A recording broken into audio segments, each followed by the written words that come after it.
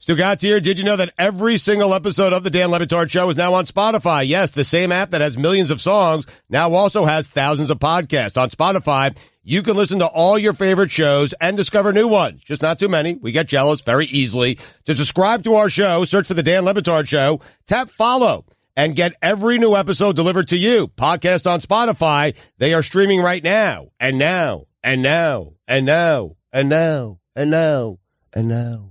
And now. Dad doesn't want another boring tie this Father's Day. With SpiritedGifts.com, you can ship a gift directly to Dad and engrave his favorite bottle of whiskey, tequila, or bourbon with a special message just from you. Win that coveted favorite kid spot when you send the gift he really wants with free shipping at SpiritedGifts.com/Dan. This is the best of the Dan Le Batard Show with the Stugotz podcast. What is this video that you guys are talking about with LeBron James? I haven't seen this video, and it feels like that's it. We are really going that quickly to 2-0, season's over. Let's go to body language right now. Don't even want to watch the rest of the season. Let's examine the body language of LeBron James to see if it means that he's leaving. We're going to do that because the Golden State Warriors are totally overwhelming, and Steph Curry is making shots that he shoots from half court while bent over, shooting them right out his butt. Yes, we're going to do that. Listen, we love watching the body language of LeBron James. He's given us reasons to over the years, and so everyone is paying close attention. I haven't seen the video. What is the video? It is 4 minutes right after J.R. Smith had that blunder in Game 1, where he didn't realize that the game was tied. He thought that they were up a point and was trying to run out the clock. And LeBron realizes this, and he goes back to the bench, and he's sitting. Now, George Hill is clearly thinking about the free throw that he missed. J.R. Smith, I don't know what he's thinking about. And LeBron James doesn't say a single word to anybody. J.R. Smith is thinking they've won. Perhaps, yeah. But I think at this point, once he's arrived at the bench, he realizes, hey, we haven't won. You think he still thinks that he won? Confused. Right. Why isn't everyone celebrating with me? We just won. Why is everyone yelling? Why is George Hill so upset? Right. But LeBron, I mean, he is crying, he is sulking, he's not trying to lift up his teammates like a good leader would do. He's doing none of those things. He's doing everything that Michael Jordan would not do. Seriously, you got to go to you got George Hill. Listen, short memory, put it behind you. We got a 5-minute overtime here on the road. And J.R. Smith, listen, bad mistake. I've made a few. I couldn't post up J.J. Barea, but you know what? Let's move on, and let's try to win it here in overtime. He did none of that. It's funny that you should say that because, and I understand why you would ask for that, but certainly Mike is going to understand some of what I say right now. Very often, my body language will go straight to hell because we and this show have done something that was pretty stupid, like, for example, the pregame show. So when you work with J.R. Smith, sometimes it can be really frustrating when they tell you during the pregame show, hey, Stugotz, Dan's microphone isn't on. Don't talk to him. And then you start the pregame show and your first sentence, I'd like to replay that. Can we get that back so that people can hear how awkward it is? They told you right before we started, as I'm sure Ty Lue told J.R. Smith that the score was tied. Mm-hmm. And still, J.R. Smith's gonna J.R. Smith. And Stugotz is gonna Stugotz. Yeah. And did you see the J.R. Smith quotes? After the game, totally confused, changing his story. And then at the end, this is what he says. It's hard playing with LeBron. Not everyone can handle it, but, it's a great pleasure. But he gets the pleasure of playing with me, too. And that's Stugotz. Guillermo, put on the poll. Is Stugotz J.R. Smith? Get the sound, Mike, of that pregame show so that people can hear. You told him right before his microphone went on live television, the national audience has always wanted, Don't talk to Dan. His microphone doesn't work. I assume that you guys fixed it in the 2 seconds between you told him. How do I hear what your instructions are and you don't? Like how? And then for the audience. I was with you. I thought they were fixed. I thought you gave me a look suggesting that they were all fixed, and so I threw it to you. I mean, I'm with you Mike, on this. How about this? This is better than you can even imagine, and this is why I work with J.R. Smith. Not only did Stugotz not hear you, Stugotz took the pregame show, and the first sentence was, Dan, do this for me. And then what we were talking about, you couldn't hear me talking because my mic wasn't on, as you said, was me saying to him, no, you do it. You do your 1 minute show. And he's like, I prefer if you did it for me. Yeah. And that's J.R. Smith and LeBron. Mm-hmm. And sometimes J.R. will make you 3-pointers and you win the championship and Cleveland will be happy and Stugotz won't take his shirt. and put it on for three months. I was being gracious, man. I was welcoming you to the pregame show. It's the Stugotz pregame show. You're never a guest on it. I'd like like to have you as a guest more often, but I was just letting everyone know who you are. It's like a totally separate show. You welcomed me as a guest after they told you to not welcome me as a guest. That's fair. But again, I thought it was fixed. I'm with you on this. Like, I thought, in the time between them telling me and we went on the air, I thought everything was fixed. All good. Listen, you're not being a good leader right now either. I mean, you're kind of like LeBron James. Seriously, I have a couple of bad segments. Maybe I mess up a bit and you get really mad. The body language, I could feel it. I don't even talk to you. I can't even look at you. I said all of that And that's what J.R. Smith and George Hill were doing to LeBron. But when you have a bad day, a bad moment, bad segment, I come over, I rub your back. I try to lift you up. I say, Danny, short memory. Let's move on. Next segment. We got 2 hours to go. That's what real leadership looks like, Dan. Just so you know. Moving forward here. When I have a bad segment, just come over, rub the shoulders, say Stugotz, hey, listen, short memory, got 2.5 hours to go. Forget about it. Let's go. Get him in overtime.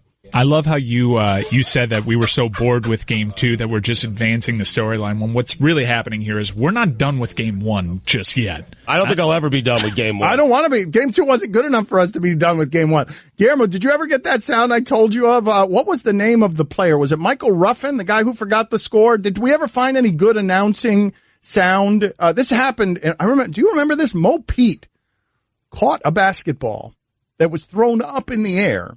How long ago was this? It was in 2006, I believe. We're still waiting for clearance on that. Okay, but let's explain to people. I don't know how good is the audio on the announcers being confused by Michael Ruffin's mistake, which was in a regular season game that nobody cared about, involving Mo Pete and the Toronto Raptors. Wasn't the stakes of the finals. The J.R. Smith mistake is the biggest we've ever seen in the history of the sport. But this one is the closest thing that I could think of to a guy during a professional basketball game in America just simply forgetting something like time, throwing the ball up in the air, thinking the clock would expire before it came down, and Mo Pete caught it and made a three in his face. Yeah, it was Wizards Raptors, and he tossed the ball up in the air, but he only tossed it like 5 feet in the air. Right. And Mo Pete just waited under it, caught it, and just launched it up, tie game, overtime. That is great. Right. I want to revisit the announcers trying to describe that because it's the only thing I think I've ever seen in basketball that was. And J.R. Smith's was so much worse. Yep. Like, not just the stakes, which were obviously so much worse than Toronto and Toronto and the Timberwolves. The title to the video is Michael Ruffin Blows It. Well, go ahead and describe to people. Are there any details missing now that you have the video in front of you from this video 13 years ago that would explain to people how funny this video is? Because I don't want to let go of Game 1 either. So the Wizards just took the lead.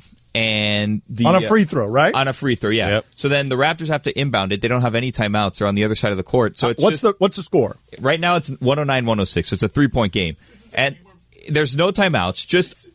This is the game we're breaking down? Yeah. Arenas hits the free throw, right? It's Arenas, Agent Zero, yeah. So the Raptors get the ball, and they just launch it down the court because there's no time left. They don't have any timeouts. And it's essentially intercepted by Michael Ruffin. And he just gets it, and he tosses it about 2 feet in the air. And then Mo Pete just waits for it. He's watching it. He's like the only one that's still kind of paying attention to what's going on. He waits for it. He catches it with like a second left. Launches it. That's actually pretty remarkable reflexes. Like, some people could have bailed out J.R. Smith and Ty Lue by calling the timeout. But how the hell do you expect people in 4 seconds to realize why J.R. Smith is running the wrong way? The announcers were kind of, they thought that. Oh, Stugotz just saw it? You just saw it? Was Mo Pete a lefty? I don't know. He shot the thing lefty. I know. It was an awkward shot. I can't believe it went in. And he barely got it off in time. There was like 0.2 left on the shot clock. So they had to check it. So that's what was going on. They thought it was impossible that he made it with time still left in the game. Not that this boneheaded play happened, but it was ridiculous. All right, so we'll see if we can get that sound for you. So, Mike, you're objecting to the fact that Guillermo, put it on the poll. Are you bothered that the show today started during the finals, breaking down a Toronto-Minnesota game from 2006? Dan Le Batard. Wasted away again in Margaritaville. Searching for my lost shaker of sand. Stugotz. Some people claim that there's a green person to blame. Really?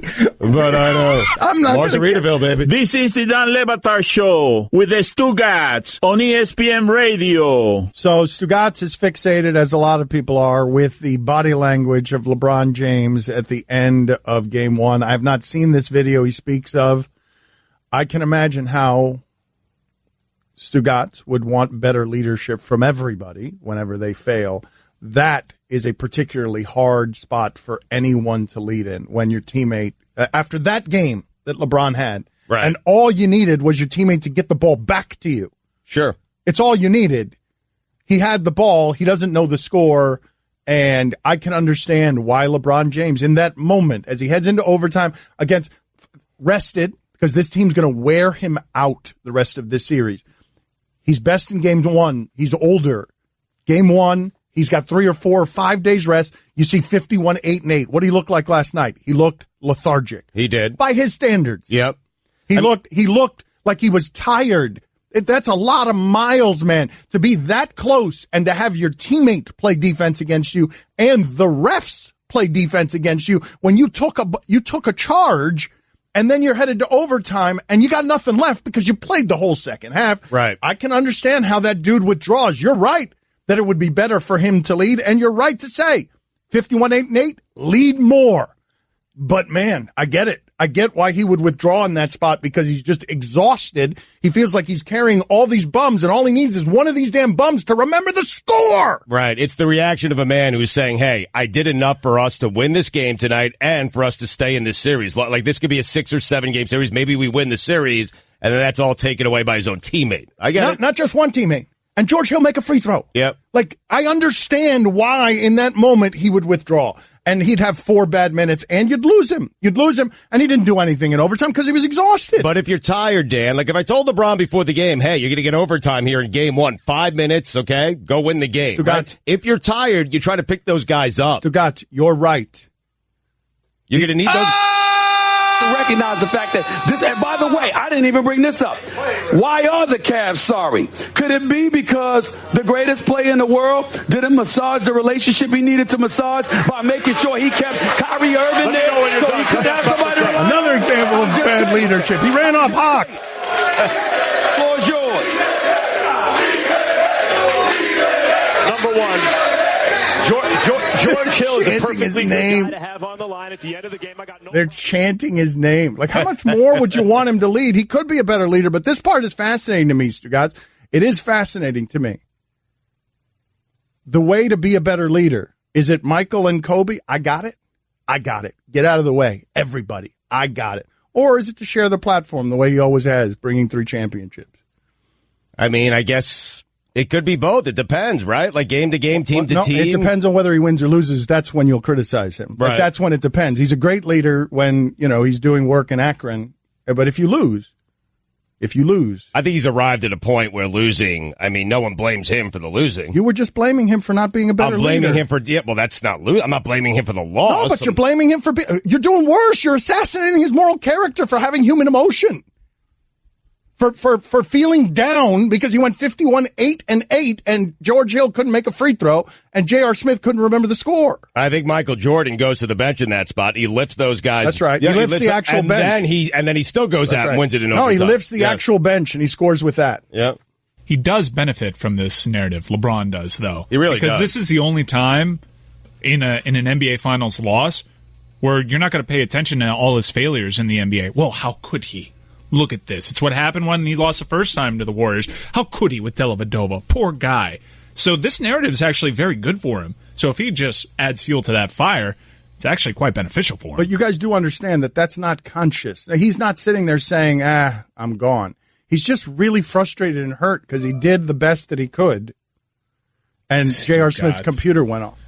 Stugotz, man, you are. Yeah, it's a fun. You are. Oh, I don't have any money on me today, so that's a problem.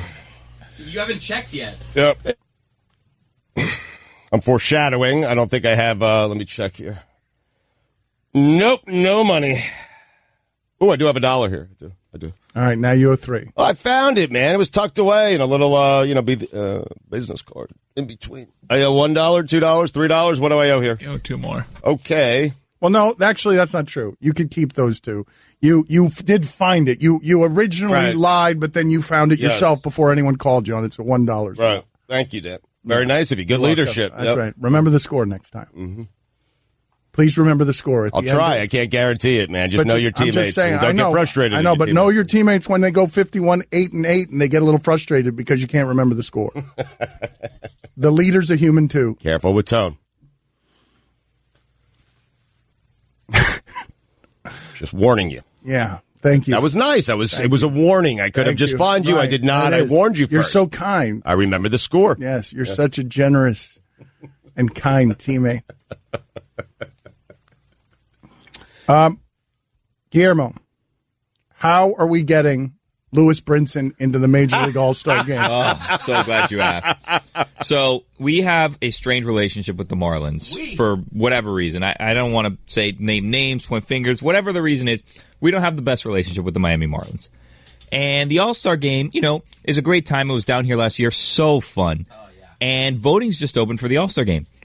So I was thinking, what better way to kind of reach out to the Jeter Marlins and say, you know what, let's try to work together if we can a little bit, then get Lewis Brinson into the All-Star game. Now, voting's open to the public.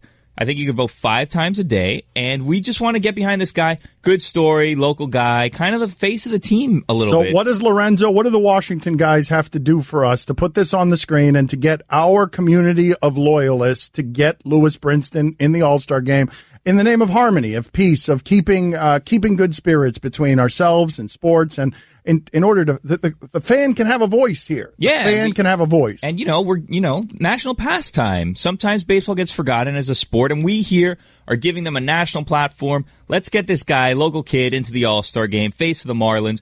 They're already putting together some graphics that we can put up and telling people exactly how to go vote. It's going to be great. We're going to get them in, I think. Is it possible, though, Guillermo, that you can give people some information as to how they do this? Is it possible that we, as a media outlet, I feel like I've asked you this 4 or 5 different ways. I'm beginning to get increasingly frustrated with you, George Hill. Like, is it possible to just give the people the information they need? They're armed. The Stugotz Army is ready to go get Lewis Brinson.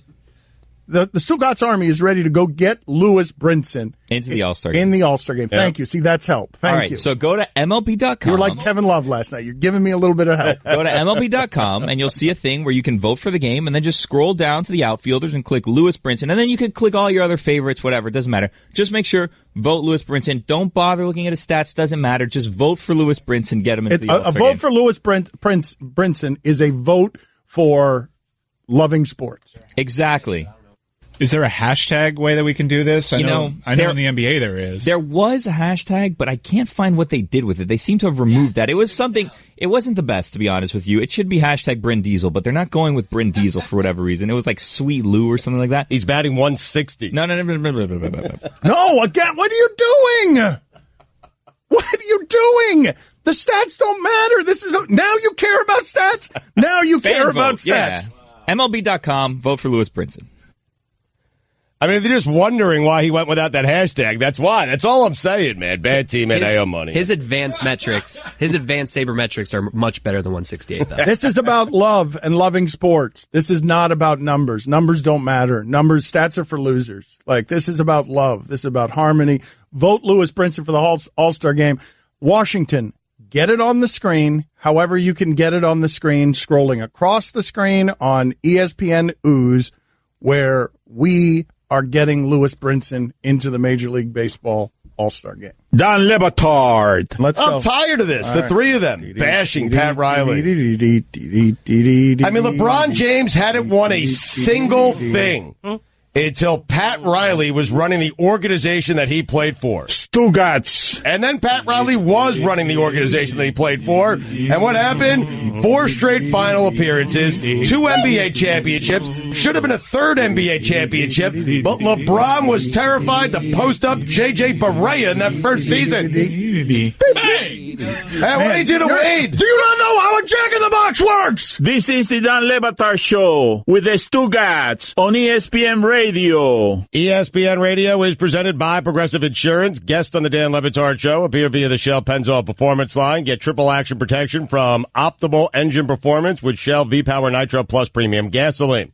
Here's your SportsCenter update. Game 2 NBA Finals. Warriors defeat the Cavaliers 122-103 to go up 2-0 in the series. Steph Curry hit an NBA Finals record 9 3-pointers. It was incredible. Game 4 of the Stanley Cup Final is tonight between the Golden Knights and Capitals. Washington has a 2-1 series lead.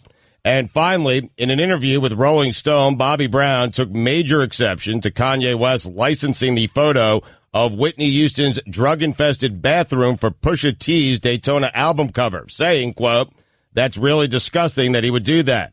That's in really bad taste. Something should happen to Kanye. He's already crazy. I knew that when I first met him. Now he's pushing the bar a little bit. He needs somebody to slap him or something. And I'm just the person to do it." Guillermo put on the poll, is the lowest point of Kanye West's career Bobby bleeping Brown calling him crazy? Guys, you know me. I like to be in the action. If you need tickets to the game or your favorite band, look no further than Vivid Seats, the official ticket partner of ESPN. Vivid Seats has options to fit your needs. Make sure you get to vividseats.com/ESPN today for an exclusive discount offer. For all the latest headlines and information, tune in to SportsCenter on ESPN Radio all throughout the day. Speaking of Kanye West, we played sound for a long time. This is going way back in the Wayback File. Mike, get that sound of uncomfortable Austin Powers, Mike Myers, standing next to Kanye West during a telethon in what I believe to be the single funniest race-related moment in the middle of something tragic that I have ever seen. Kanye West getting in front of people. And the desperation is not funny. What happened in New Orleans is not funny, but this was funny. Kanye West standing next to Mike Myers and the awkwardness seeping into everybody as Kanye West, back before he became what he is now and, you know, contaminated by all the Kardashian crud and producing an album that everyone is laughing at right now. Play the sound. Again, let me preface this with everything that was happening around this was horrible. The flooding, what was happening in New Orleans was horrible. This was Kanye West, like LeBron, feeling really frustrated, like he couldn't win and that his people couldn't win. And he's standing next to, of all people, Austin Powers. He's standing next to Mike Myers, who does not know what to do with this moment. We were talking during the local hour about the fact that Drake doesn't know how to respond to Pusha T because Pusha T is hitting him in a place that's really sensitive. It's blackface. Good God. And so instead of coming back in his music, instead of coming back with a diss track, instead of coming back with creativity, he goes straight to PR. He goes straight to his notes on his iPhone. And he just tries to clean up the mess, which is exactly how a rap star never handles these things. And it's how you stop being any kind of authentic when you feel the need to defend yourself against public relations in a way Pusha T probably doesn't, given that he doesn't care much how Bobby Brown thinks about what his album cover is. The video, Stugotz was watching it during the break. Mike Myers looks terrified. Yes. And Kanye's not at his most confident there. He's hurt. He's nervous. But he said something that needed to be said. And then at the end, the gloves just came off. Like he was being at least a little more subtle before that until the very end. Like, got right to it. Yeah. Yes, the comedic timing and really musical flourish in his last sentence is something that somehow made me laugh even in the middle of a total crisis. So just to be clear, the first segment we broke down a Wizards-Raptors game from 2006. Yeah. And in the third segment of the show, we're breaking down Hurricane Katrina reaction. That's right. Yeah. Mm-hmm. That's right. Guillermo put on the poll, should the show not be after game 2 of the finals talking about George Bush not caring about black people? My glasses are fogging up again. I can barely see you guys. Mike, can we call Pat Sajak? Because Stugotz and everybody in the world has been ripping Pat Sajak. and I'd like to talk to him about how this is felt. We get into the Pat Sajak controversy after Game 2 of the NBA Finals next. Dame más gasolina. Why does this keep happening to my glasses? This is the first time that I can barely see you guys. Like, I don't normally notice when there's fog on my glasses. It's both sides now. It's usually just one side. I don't know. We thought that normally it's because you wear a hat and that traps the heat, but now you're not wearing a hat, so it just might be your face. It's just the heat off my face? Yeah, you just give off so much moist heat off your face. I'm an engine. You're hot. I think it's more, so it's like a humidor.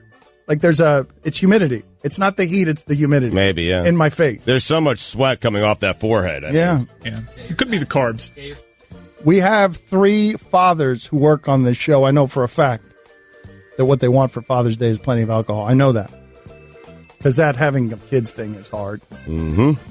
Spirited Gifts. We've told you about them before. We have asked you to support the people who support us. What I'm telling you is that this show has not been easy to support.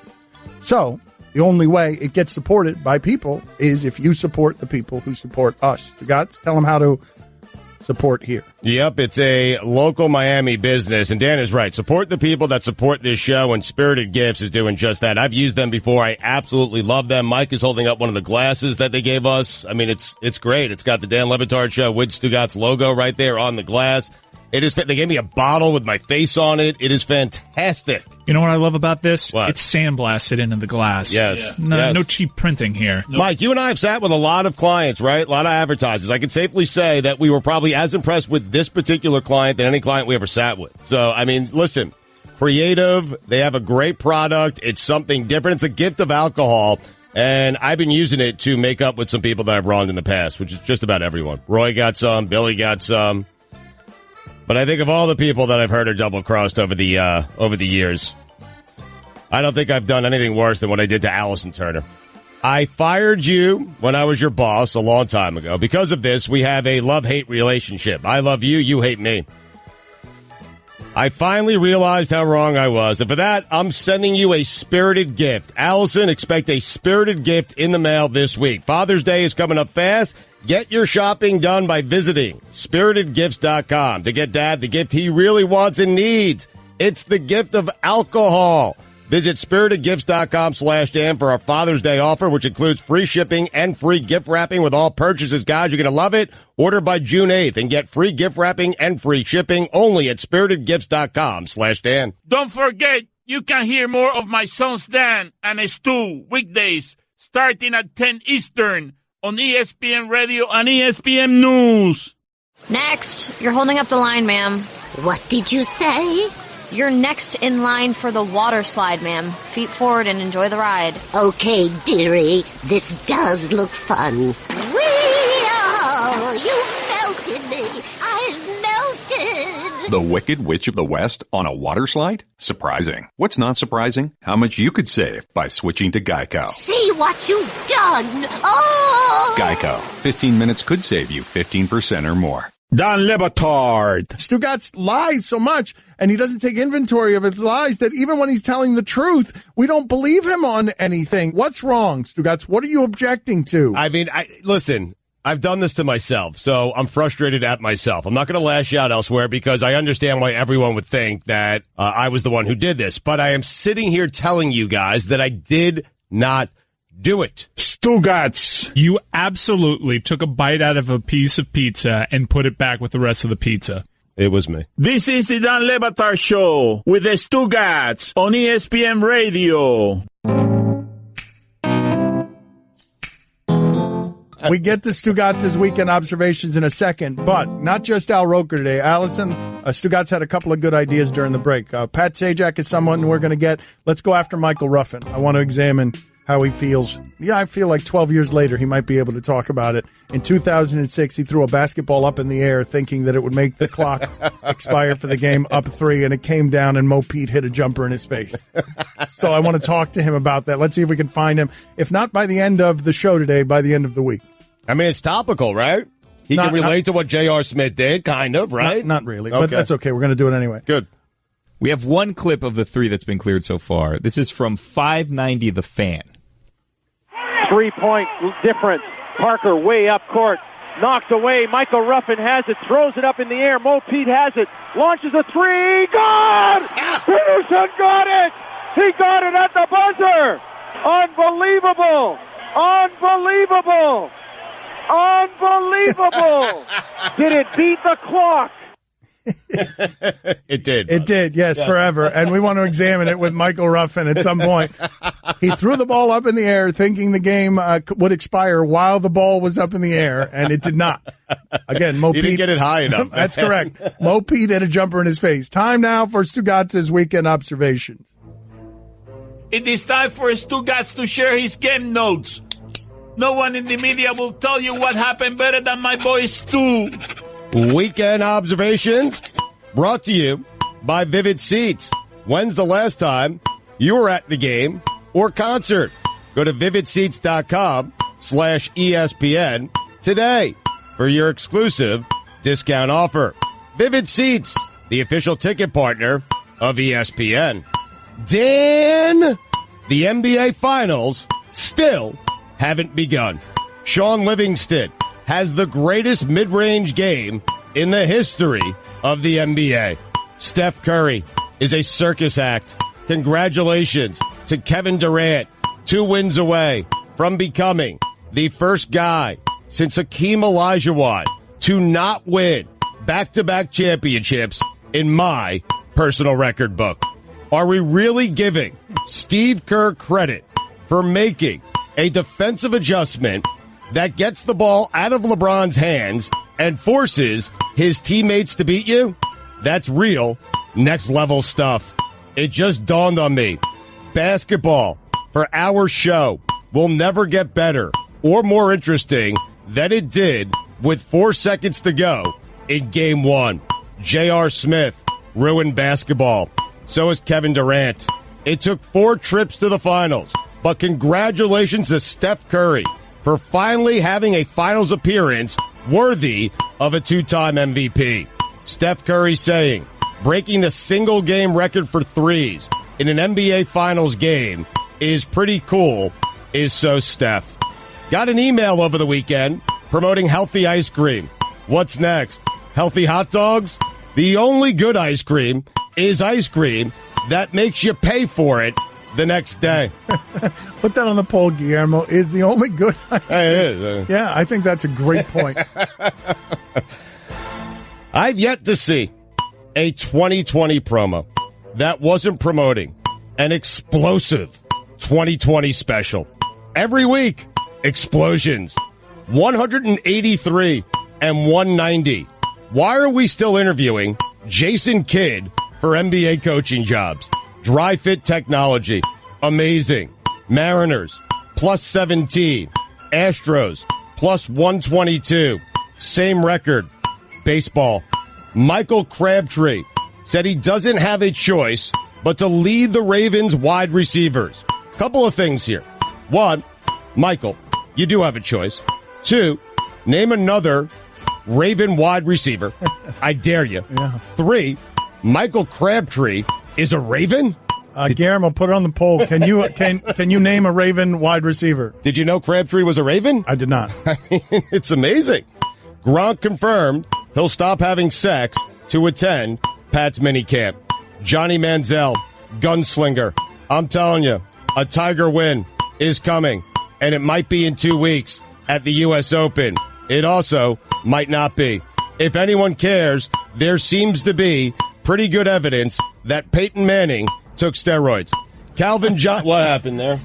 There does seem to be that. Buried in all this J.R. Smith stuff, there's a big story sitting out there, media. That's it, but now you know how to get away with steroids. Just admit it to Al Jazeera after you've stopped playing. We won't pay any attention. J.R. Smith should start walking around with that story to media members saying, hey, pay attention to this thing over here. He should. That should be his answer to all the questions in press conferences. Do you guys see this Peyton Manning story? Calvin Johnson said he's never coming back because he can't bend his ankles. Jesus, the sport is unhealthy. 95 days until the start of the NFL season. How do you get through your daughter's 8th grade graduation party that's being held at your house? By being a belligerent drunk. Oh, that's what I was. Okay, Oh, yeah, threatening people. Yeah. Threatening people. These kids, they're going to the high school. They're all hanging out in my backyard. Then the lights go, it gets dark, and I don't know where anyone is. And I was just walking around, and I was yelling at all the boys, every one of them, with a big G&T in my hand. That's gin and tonic. I mean, I started at like 2. Anyway, LeBron said Game 1 was the worst loss of his career. How could that be? He lost a finals game because he couldn't post up J.J. Barea. LeBron, in that game, you basically were J.R. Smith. Oh, what a shock. The Mets are in a complete freefall. Jacob deGrom might not win 10 games and might win the Cy Young Award. The DeGrominator. Pat Sajak rambling for 2 minutes before Game 3 of the Stanley Cup Finals. Electric. You know what D.D. Gregorius has done? Fallen back down to earth. Bryce Harper batting .233. Overrated. Funniest thing from the sports weekend? Urban Meyer giving a speech to high school players and telling them that what he looks for is how you play in big-time rivalry games while knowing that in attendance was Michigan head coach Jim Harbaugh. Novak Djokovic in the quarters at the French. Good to see the Joker playing well again. Although Carlos Santana was great, I prefer words with my national anthem. Washington Capitals, 2 wins away from being champions, 3 losses away from being the Crapitals. Darryl Waltrip saying he wants less rules in NASCAR, then saying he wants a unique rules package, all within one interview. Darryl, the Stugotz is strong in you. After being swept by the Giants, Jake Arrieta was furious with the Phillies, saying they don't shift enough, while never once complaining about the Cubs' lack of shifting, even though the Cubs have been ranked dead last in shifts. Jake, the Stugotz is strong in you. Aaron Boone blaming ESPN for the Yankees' tough travel schedule. Aaron, the Stugotz is strong in you.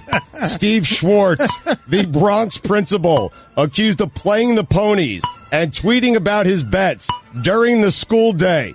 Principal Schwartz, the Stugotz is strong in you. Jeez.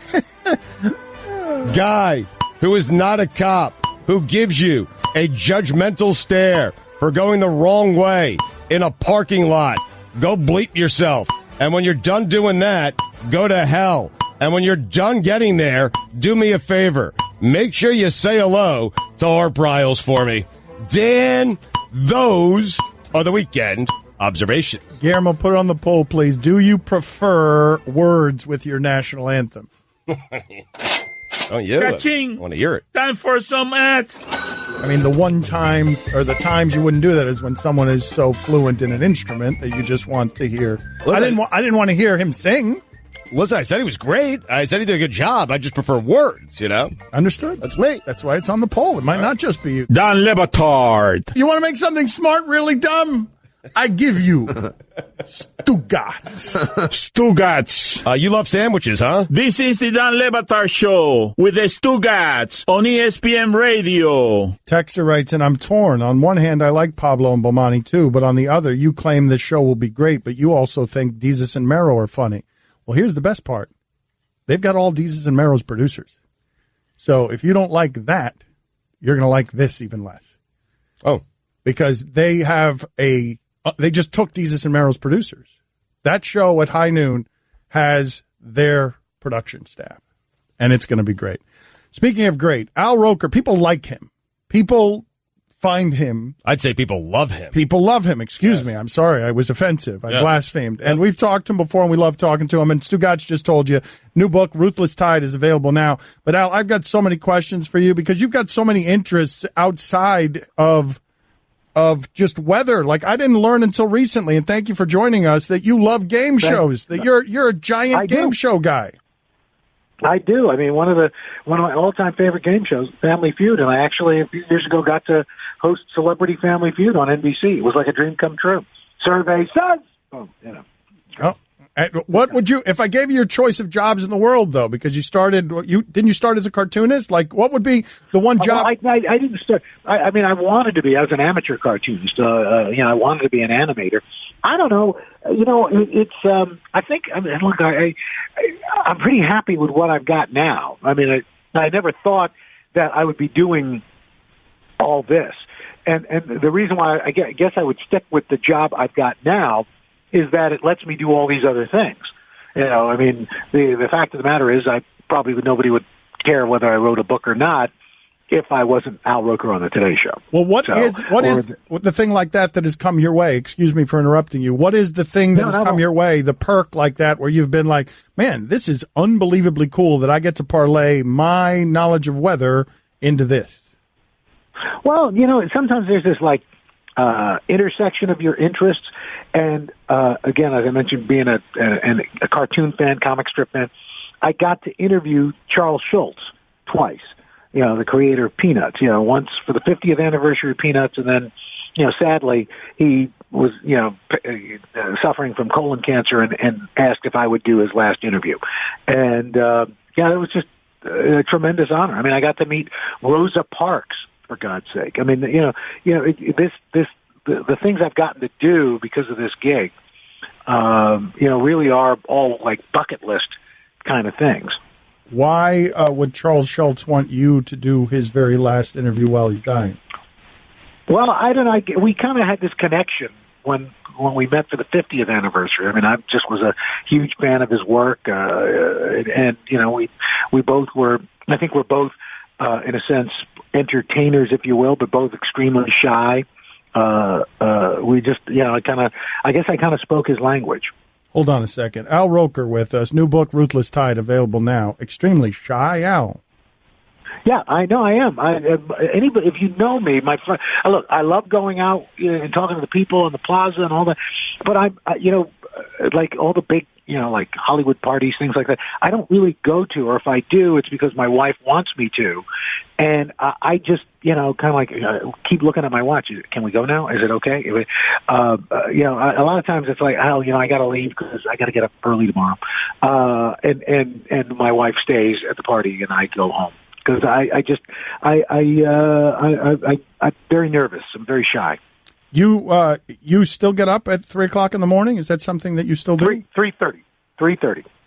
That's life altering in a way that can't be healthy, right? What time do you go to sleep at night? About 9:30, 10 o'clock, depending. If it's a good day, I get to bed by 9:30. But usually it's something comes up, one of the kids or something like that. It's 10 o'clock. Again, I'm trying to get more sleep. Al Roker's got a book out. He's promoting it. Ruthless Tide. It is available now. Al, no naps? Because I see Al Roker as a big nap guy, like just power naps, right? No, I don't nap. What? I do not nap. Can't nap because two things. One, it throws off my sleep schedule. Then I have trouble going to sleep at night. But two, I find it takes me as long, if not longer, to kind of wake up and snap out of the nap than the nap itself. So I find it almost defeating. The party issue that you have, the extreme shyness, does it have anything to do, and I've read about you, you've lost like 150 pounds, but still sort of see yourself as a fat guy for some reason. Does that have anything to do with the shyness? No, I don't think I'm very good with conversation.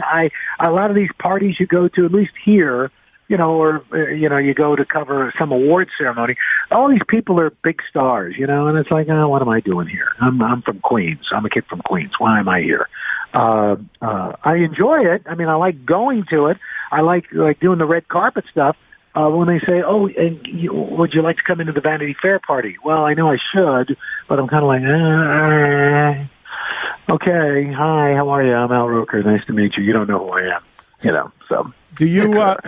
You gotta have more of your cousin Lenny Kravitz in you, more rock star in you. Do you have any relationship with Lenny? Like, how does that? Well, we're second cousins, and whenever I see him, he's extremely friendly. He's a very nice man, but I don't get to see him that much. I mean, but at least close enough that my kids can claim some semblance of coolness. because Lenny Kravitz is related to their father. Lenny, these are two very different family members, right? Like you and Lenny Kravitz, those are two very different. Completely different. Which of these is not like the other? Right. So the kids always want to see Uncle Lenny, I have no body piercings. How does that? That's unfortunate. I imagined you with many. How were you as kids? Like, did you and Lenny hang out? Do you really? Yeah. All the time, Al. It's uncomfortable. I hate that I do that. I hate that I do it, but I do it all the time. By the way, I must tell you, I know of your show, but I'd never heard it. I mean, you guys are kind of legends in radio. And I was at the Sky Club, the Delta Sky Club, about a month ago, and it was on the TV in the bar area. And I was watching it, and I'm thinking, it looks like SpongeBob, which I love SpongeBob. And I thought, this is great. It's a radio show that Squidward could be running board on. Well, that's the cartoonist in you. My brother does all the art around here, so that's probably what lured your attention visually. It is very impressive. Thank you. We appreciate it. Can you on your staff? Who would be Mr. Krabs? Forgive me. I don't know SpongeBob. Like, I know what he looks like, but I don't know the characters in SpongeBob. You don't know the SpongeBob show? I'm sorry. Do you not have children? I'm sorry. I do not have children. Al, why are you yelling at me? I don't understand what I did to you. Because I can't understand this. Who doesn't know SpongeBob? It's a fair Who doesn't know the folklore of SpongeBob? I'm sorry. I don't. Who is Mr. Krabs? Who is this Krabs? I'm on it, Dan. I've got Krabs. Who is it? All right. Al, thank you for being on with us. Mr. Krabs runs the Krusty Krab. We appreciate you being on with us. Come on with us again tomorrow. We'll talk to you again tomorrow. Wait, I got more questions for you. We do plenty, right? Okay, more questions. All right, we'll talk to you again tomorrow. Okay, bye-bye. All right. This show ain't free. Time for some ads. What are you guys laughing about back there? Did I make it awkward? What happened? Why are you guys laughing at us? I just love whenever you do that to a guest because they never seem like they actually want to come back on tomorrow. Sure, talk to you tomorrow. I think Al does. Is Allison, what's going on over there? We'll find out. We'll find out soon enough. I have more questions for Al. So do I. I mean, that's shocking. Guillermo, put it on the poll. Did you know that Al Roker was family with Lenny Kravitz? Did you know that? Called me a legend. I mean, I think we needed to end on the Krabs joke. Like, that's the place to end that segment. I have Krabs with no context. Put it in the club. Don Batard. Never going to stop. I am what I am, man. I'm 44 years old. I ain't changing. Stugotz. Why change now? It's worked. Here I am. Sitting next to you. Filthy rich. This is the Don Le Batard Show with the Stugotz on ESPN Radio. Allison, what is your degree of confidence in whether or not we're going to be able to get Michael Ruffin and Pat Sajak today? You're the best in the business. Nobody gets the guests faster and better than you do. How confident are you that before 1 p.m. we will get either or both of those people? I would say let's go 35% on Ruffin, and I'd say 75 on Pat Sajak. Well, I just heard back from Pat Sajak. Go ahead and make that a 0%. He passed. Okay. She had it at 75?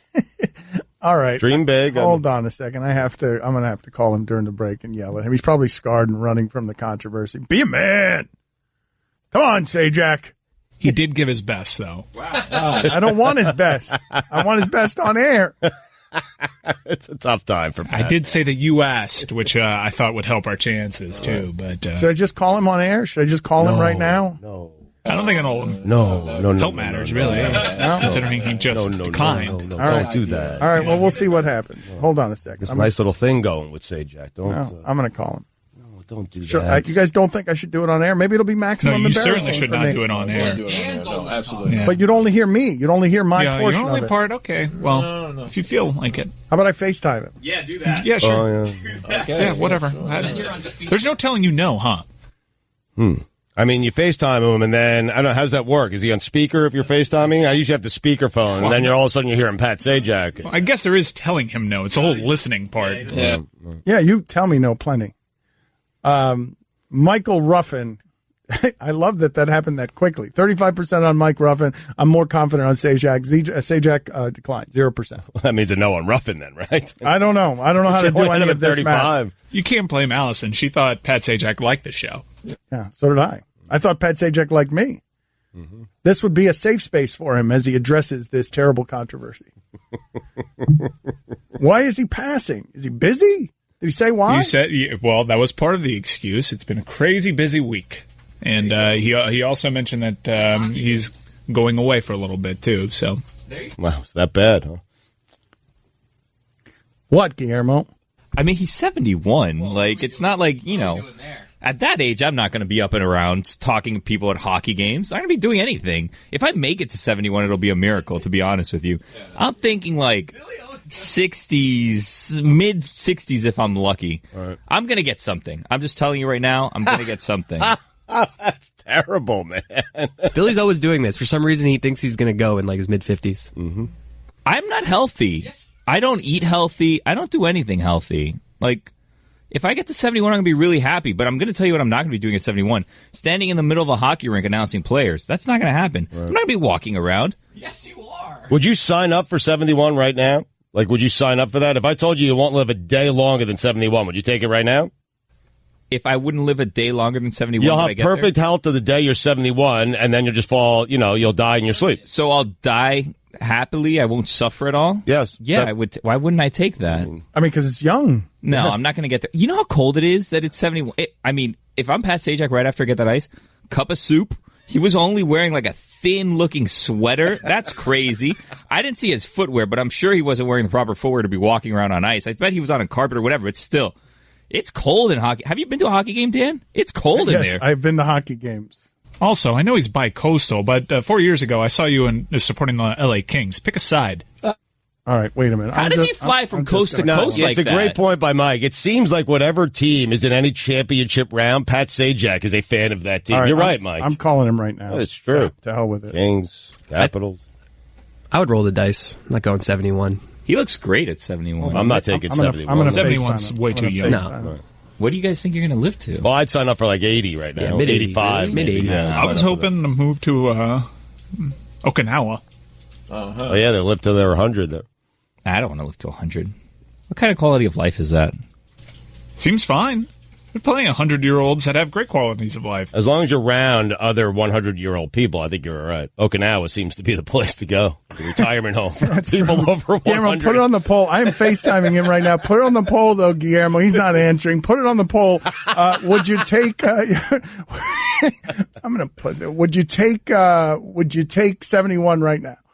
I think it was the Okinawa one that you were trying to. But if I take 71 right now, and I die at 71, right? But I don't suffer at any point, you'd rather live to like 80, but suffering the last 5 years of your life? I'm not attaching any guarantees. You can live past 71. No, you might said I just lived 71 and that's it, done. No suffering. Well, I guarantee you 71, but I'm saying if you live past 71, you might live till you're 85 and just die in your sleep. There's no, I'm not saying you're going to get, some like cancer or something like that, Bill. Should I keep calling him? Keep FaceTiming him? How do you think he's processing that? I don't know. I don't really care He's right now. minutes removed from saying no formally. I know. And now he's got 3 missed FaceTimes from you. What are we doing with this Pablo and Bo segment next? Let's just go. Let's just break format and Pablo and Bo, let's just let them start. We'll pick it up without any context. Break format, like no Sports Center or anything like that? Well, we'll figure it out, but we're going to go live to the debut of Pablo and Bo's show next. I'm sure we'll do it seamlessly.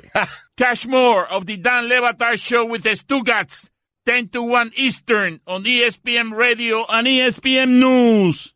This is your bedroom. This is your bedroom with Blue Chew. Blue Chew uses the same active ingredients as in Viagra or Cialis, but now comes in chewable form. Chewable means better, cheaper, and works faster than pills. No in-person doctor visit, no waiting in line. No more awkwardness.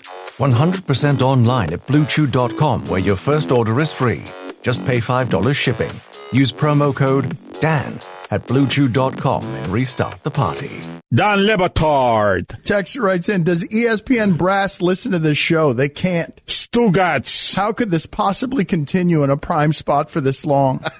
It's just truly awful radio. This is the Dan Le Batard Show with the Stugotz on ESPN Radio. We'll break into programming here as soon as this show starts with, there it is. Oh. Fake Odell Beckham. Whole Odell Beckham Steves. His clothes, Steves was Odell Beckham. His hair was exactly Odell Beckham, except he was like 10 years older than Odell Beckham. I tried to take a picture of him, and I was trying to be slick. He looked at the camera like, yeah, you taking a picture of Odell Beckham. He's so fake Odell Beckham that a woman walked up to him in his face and said it to him. And I quote, look at this fake Odell Beckham. Oh, no. And he was like, yeah, what's up? He was real cool about it. Because that's what you got to be when you fully commit to fake Odell Beckham. That's a pretty good fake person to be at a club in New York. Yeah, but it don't take long before they realize you are not Odell Beckham. Good point. Yeah. Apparently, Steph Curry doesn't appreciate anyone else being called MVP in his house. Though my 81-year-old father via text nominated J.R. Smith for Dummy of the Year, being named Game 1 MVP by fans at Oracle Arena was an adequate substitute.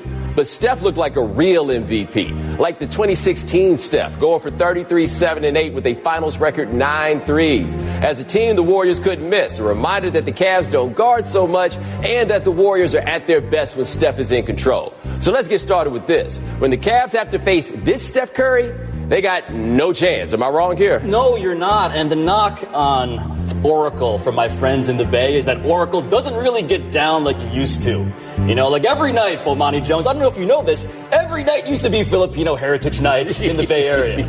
But, man, these billionaires love it when Steph Curry grabs the aux cord. And they love to dance to that. Man, no one loves Steph Curry like super rich dudes, and Oracle loves Steph Curry because he went and did in the fourth quarter last night what we've seen him do pretty historically in the third. Yeah, but the thing with Steph, and they've been lighting up poor George Hill. Like George Hill, right. Well, George Hill got off on that free throw because JR did the whole JR thing. But one thing, if we watch George Hill's career, George Hill's eyes get like this, like big times. You can see it all over him, even when he's playing well like he was in this game. They've been killing him defensively. He has been the weakest defender the Cavs have had, and when he gets caught on Steph Curry, they are just lighting him on fire. Once that happens, man, this is so open for everybody else. Like, I don't know, other than maybe like LeBron. Yes, LeBron gets guys shots. He gets the ball where they need him. Steph gets dudes so wide open just because you have to guard him from the parking lot. I was texting with Brandon Payne, Steph's trainer, who I really only text when something really bad is happening, like his ankles are falling apart, or when something good is happening, like last night.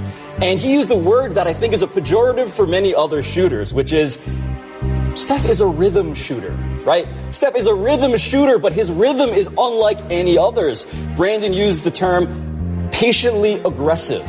Right? Steph has this weird thing where when he gets going, he is unstoppable, but it needs to get him there first, right? He needs to get into that flow with his footwork and the spacing that you mentioned. But when he's there, there is no one like him in the history of the human race. Well, also, the thing with him with 9 for 17 from 3 that is interesting is that Steph feels kind of held back by the Steve Kerr offense. He would like to shoot more. If you're going to let him put up 17 to get to the point of making 9, oh boy, this thing gets spooky. And then Steph then continues to trick all these children into believing that they can be that good. You too can be a 6'3" son of a pro athlete. Steph Curry, everything about Steph Curry looks like you can do this at home. You cannot do this at home. Like, he is so particularly and uniquely good at things that we all feel like we should be capable of doing. But it's almost like golf at this point.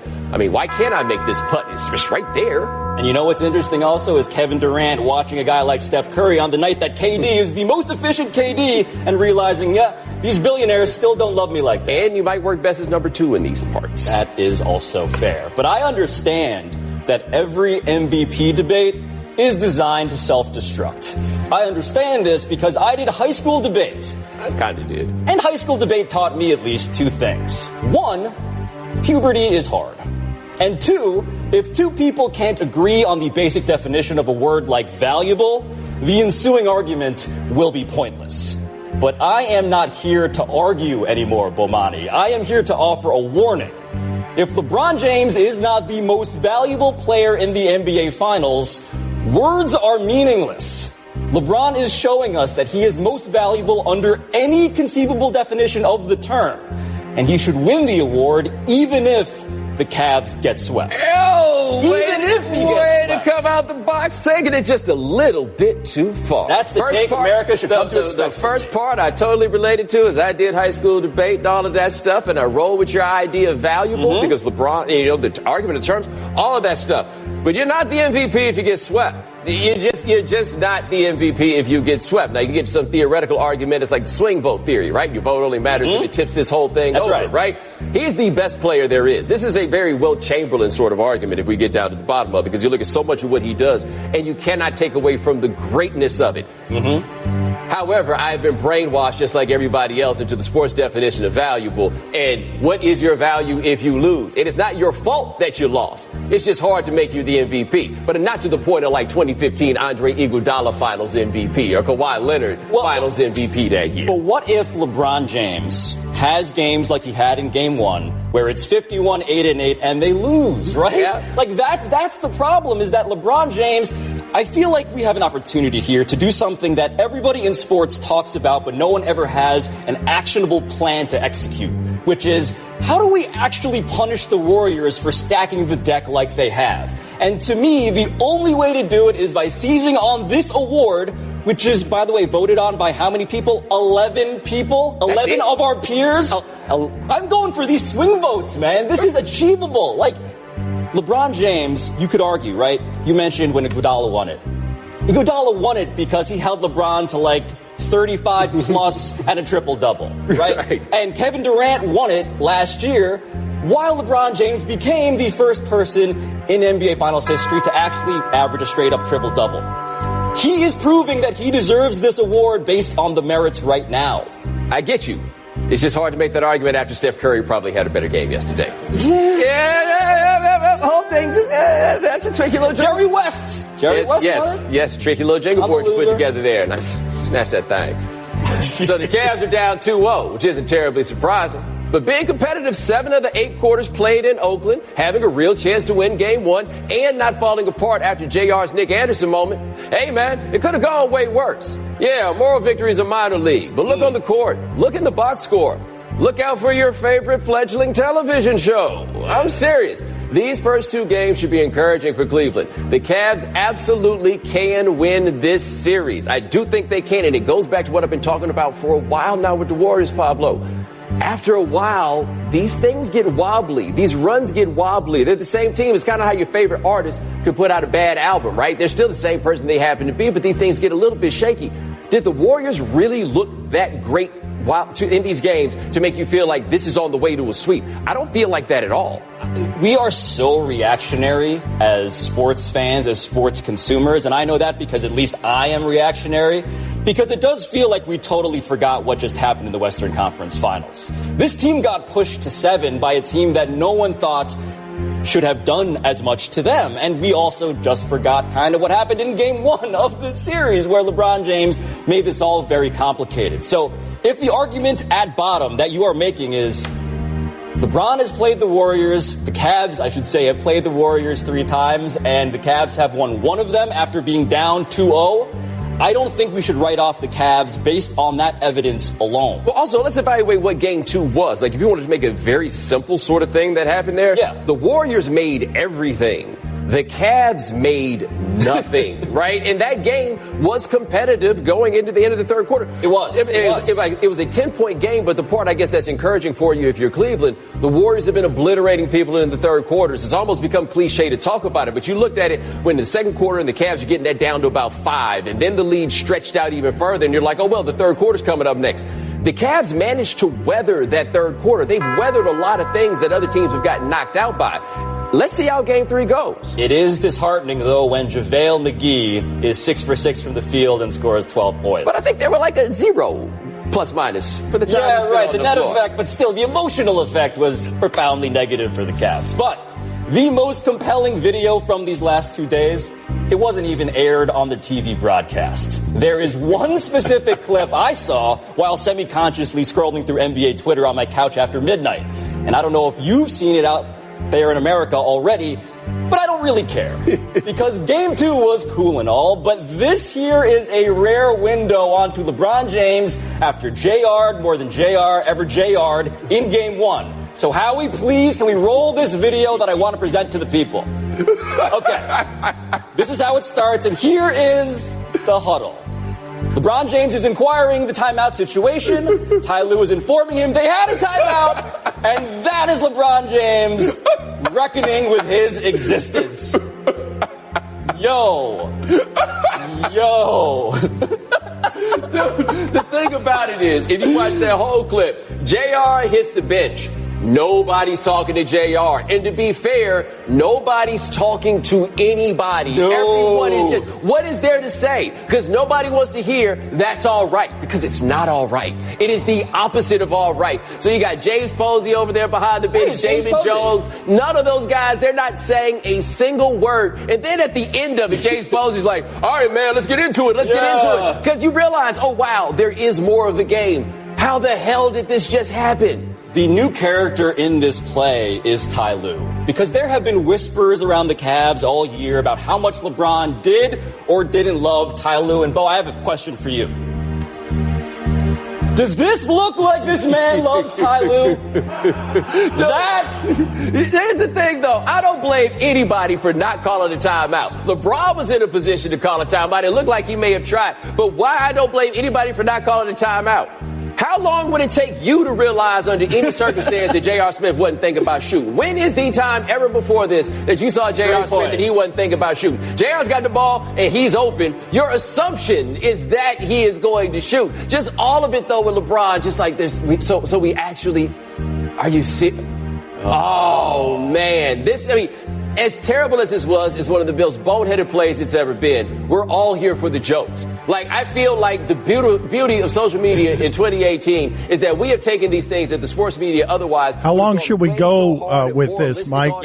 When should we get out of this? 10 minutes ago. Don Le Batard. Marriage at some point, I think for a lot of people, they get down to, and this is really a sad part about marriage, where you're just having sex one day a week. And that one day a week is Sunday. And so I love Sundays, but I hate everything I have to do leading up till Sunday, which is essentially agree with everything my wife says and does everything she asked me to do. And I'm only doing that for the Sundays. Because if I don't do it, there ain't no Sundays. And I can't live without my Sundays. Stugotz. I wonder if Abby hates Sundays. Oh, she despises them. This is the Don Le Batard Show with the Stugotz on ESPN Radio. They're still talking? Oh, they just stopped talking. First segment. Wow. How do you talk that long without taking a break? Wait, I just want to be clear. They went 18 minutes straight. No commercials? No commercials. Did anyone breathe? I don't know. Maybe I counted maybe two. Two breaths. It's gonna have more words per minute than any show in the history. It looks so clean. Did they shoot that in 70 millimeter? Was Tarantino behind the camera? Yeah. I'm exhausted. Yeah, I'm super tired. Well, no, that's what made you tired, right? It's not them two talking; it's the music chasing you. The music did build tension nonstop. Nothing's happening. They're not going to get to 71. That Seamless transitions. I didn't even know they switched topics, and they were on 3 different topics. Yeah, I like that, but I also noticed 18 minutes into their new show and no discussion about LeBron and Jordan. I'll have to have a talk with the guys. Which is to a large... I'll talk to him. I'll take care of that one. Which speaks to a larger concern Billy had, in which he said at one point, who's winning? Yeah, I don't know who's winning. Did you hear a bell? There's a bell. I don't know what that means. There's no points on the screen. Yes. How am I supposed to know who's winning these arguments, Dan? Also, I thought we told Pablo that was a terrible jacket. Oh, yeah, we did. When he wore it down here. We sure did. Pablo got his Kenny Smith on. He got up and went to the board and I think he was just doing that to show off that his belt matched the jacket. There's a lot of showing off. Did you see the shot from above their heads, just looking down at their desk for some reason? Yeah. Pablo's on the screen 3 times at one point, saying the same thing. I'm dizzy. I'm dizzy. What do you mean? They cut it in thirds and Pablo saying the same thing? They had a shot from behind him, a shot from the side, a shot from the front. Wow. It looked like the Brady Bunch intro at one point, but it was all... You would start coughing, Billy? I'm telling you, I have motion sickness. It looks great, and they said great. It was a great show. I need the seasick thing. The bell is haunting. The music is super scary. What's the bell mean? Because it's my high pulse noon. is 95 right now. High noon, so it sounds like an old Western bell. Oh, but I need to know. I'm with Stugotz, though. I need to know what the bell means. Explain it to me. I can't be... The bell means move on to the next topic. However, they talk through the bell. Wait, is it the high noon is why they had that was that's why it's... They should have Tumbleweed go by in the background. They should, because that's why the beat is a little bit westerny, but with a new urban flair. Yeah. Oh, man. Yeah. Imagine if their guests come out on horses. Are they going to have guests, or are they just going to talk to themselves? I mean, I don't think they need guests. Bomani's suit, though. Oh, it looks great. Yeah, it looks fantastic. He really does. We were debating as to whether or not they would go cash or formal, and the answer is Bo's going to be beautiful. Yeah. He's just going to wear he's going to be dressed to the nines every time. You know what's funny about that? all my life, I've wanted our television show to be baseball cap and T-shirt. The highly questionable. And the producers will not allow it. And in this case, the same producer would be fine with everyone dressing down, but Bomani doesn't want to do it because he spent a lot of money on Taylor. Right.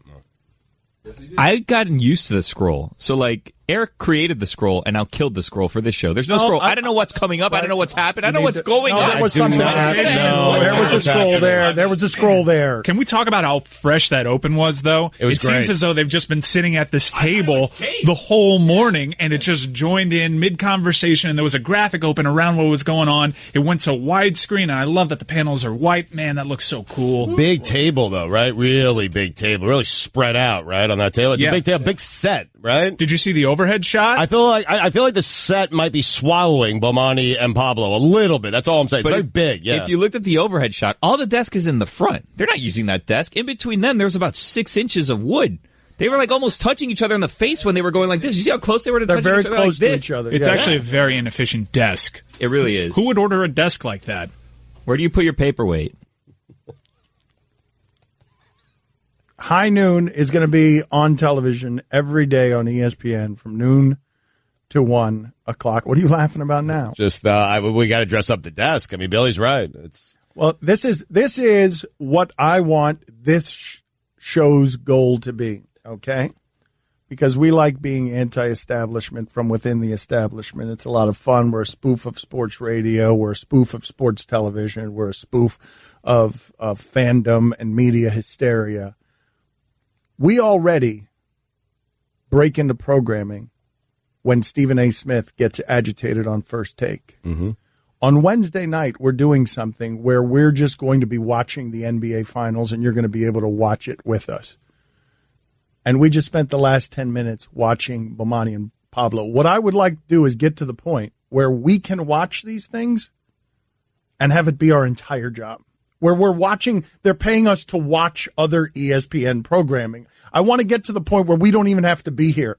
Where our job, the way they pay us, is just to watch other things on ESPN. Maybe next year for the national championship game, instead of us doing a show, we can watch the megacast watch the game. So you're watching us watch the megacast watch the game. No, I want to get to the point where I am watching ESPN from a yacht in the Mediterranean, and I'm not actually doing any work. Today was a big step toward that, guys. But are we watching you on the yacht? I mean, if you want to, shirtless in the hot tub like that Jack Nicholson photo, eating a hoagie shirtless in his boat. Baby. Cha-ching! Time for some ads. I think we should tune in next segment and just watch them again. Let's work toward this. Let's just, because they'll still be talking. Let's just go. They never stop talking. I mean, Pablo with his jacket. Is that suede? He loves that jacket. He loves the suede jacket. He told me all about it. He looks like he's going to find an artifact of some sort, but if you're going to do that, why wear suede? Yeah, he does. He does look like an adventurous archaeologist. Indiana Jones did not wear suede. He wore like the bad leather. Yeah, right? You're going into a cave. It's presumably very damp in the cave. There's going to be water dripping down. It'll ruin the suede. Yeah. Don Batard. Ooh. Guillermo, sassy. Stugotz. You're sexy when you're sassy. This is the Don Batard Show with the Stugotz on ESPN Radio. Time now for the funniest thing from the sports weekend. Hey, people, tell us what in the sport made you laugh hardest this weekend. It is a segment we call What Made You Laugh This Weekend. Ha ha ha! Funniest thing from the sports weekend is brought to you by the Capital One Venture Card. Earn unlimited double miles on every purchase every day. What's in your wallet? Chris Cody, what was the funniest thing from the sports weekend? I saw a video on Twitter of Julio Jones playing kickball, and he's terrible. No, that's impossible. Yeah, it was like a slow pitch at him, and he swung and missed. No, that can't. Really? Kicked and missed. That can't be. Well, it's the same, Stugotz. What kind of correction is that? It's kickball. Put it on the poll, Guillermo, at your leisure. Mike mentioned this earlier, though. It makes me feel better about myself knowing that Julio Jones can be terrible at something like that. In kickball, do you swing and miss, or do you kick and miss? Put it on the poll. A very important correction Stugotz is making there for no good reason. Just listen, man. I want I care about the facts and being right, and I care about being right. Guillermo, what do you got? Our good friend Skip Bayless yesterday tweeted, quote, "Think about this. Chauncey Billups just said on ABC that LeBron looked a little tired. It's only game 2 of the NBA Finals. I covered Michael Jordan when he was a year older than LeBron is now. Nobody ever thought about MJ being tired. That would have been blasphemous." Fine. Then a couple people started responding to that with pictures of Skip Bayless's article from June 13th, 1998. Table set, but Jordan drops his knife. This will be remembered as the night Michael Jordan was mortal. This was his night, his game, his fourth quarter, and Michael Jordan got tired. That's great. What you just... I mean, Shia LaBeouf right there applauding in the audience. That was great. If that's not the media, I don't know what is. Roy, what do you have? Michael Kendricks on the report that he signed with the Browns. No, it's not accurate. I don't know who the bleep said that. That bleep is bleep. Whoever said that bleep is bleep. That's all I have to say, man. I'm not really talking to anybody about this. Yeah. Michael Kendricks has reportedly agreed to a deal with the Browns.